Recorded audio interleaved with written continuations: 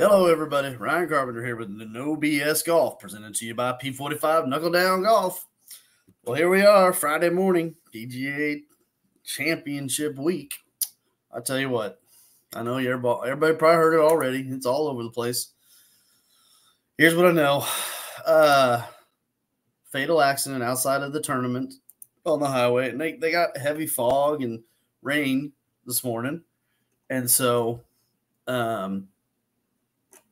accidents are going to happen. What I don't understand, so here's the big picture, right? Assuming it's normal, Scotty Scheffler would have been in a marked tournament car. The side of it would have said, official car, PGA Championship, blah, blah, blah, blah, blah.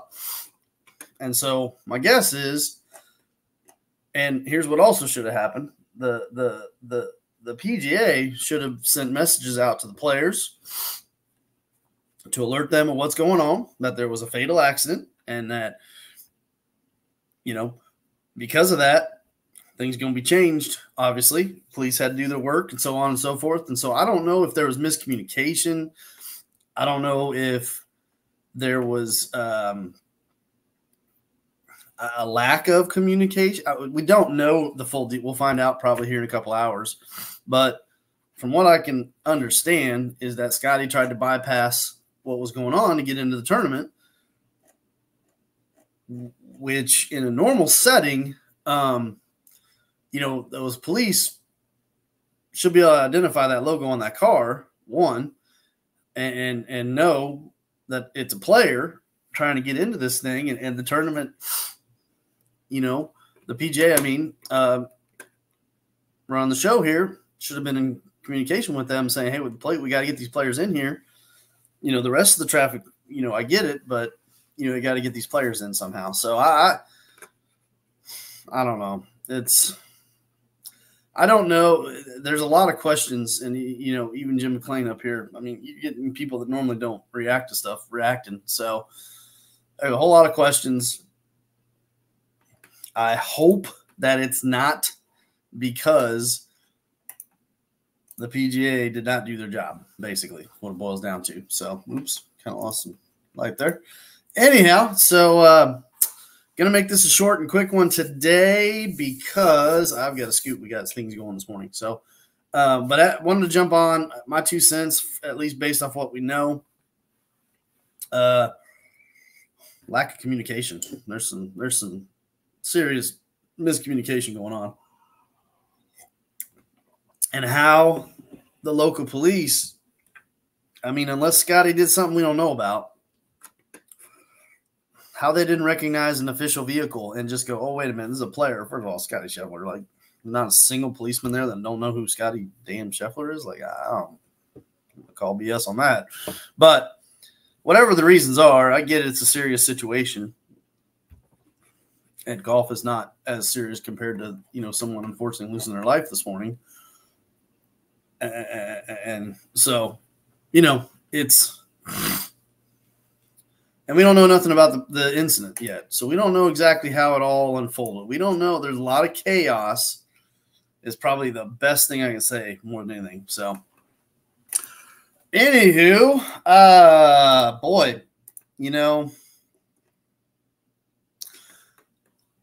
got to talking club fitting again yesterday. And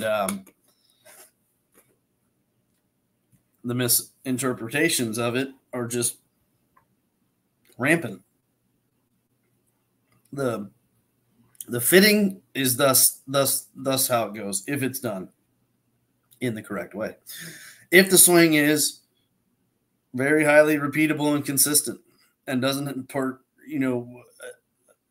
show obvious signs of issues like super over the top steep swings with flippy do fish out of water at impact, then if that's the case, there's an easy way to go about, well, there's a proper way to go about fitting that player, and finding the correct measurements and things that match that swing pattern are very much within capability and very, now I still will say this, you don't do it in one setting. You don't do it with 30 swings and no. but at least you're capable. Now you take players that don't have consistency and club flailing about all around the body and impact, fish out of water. You're not going to be able to get consistent output, so how in the heck are you going to measure anything?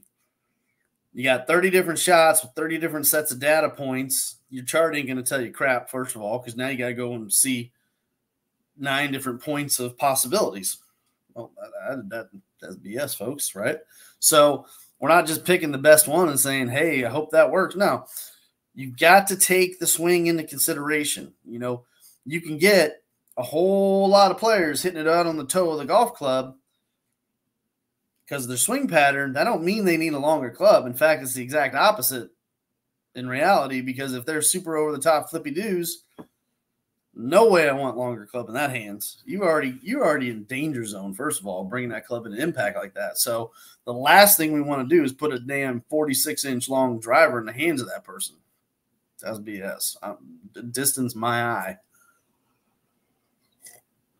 That ain't how it works. So the question portrayed was, you know, what about beginners and what about not so great players, and should they be fit? Well, it goes back to the shoe. Okay.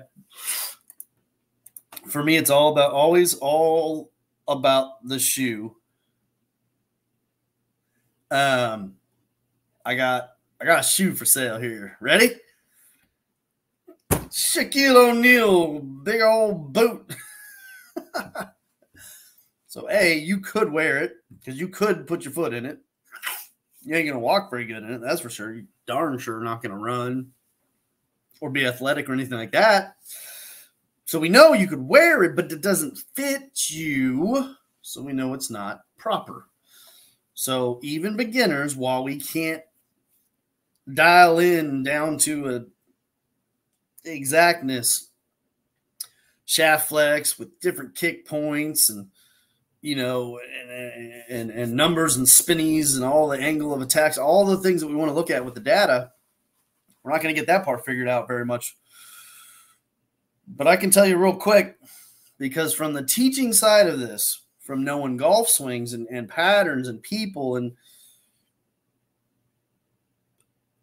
there's a lot more to the equation than just certain data points. You have to understand the golf swing.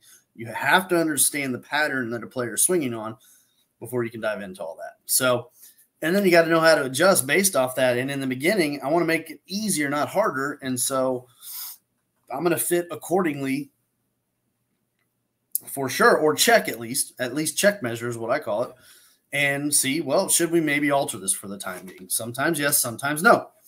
The better the player gets, absolutely, it becomes more important to start fitting things and making sure they work. So Friday, I'm heading up to www.thegolfpub.com. Come see me this morning, folks, and be up there for a couple hours. It's going to rain probably, so it's going to be a good day. Go get your appointment set up there. It's going to fill up fast.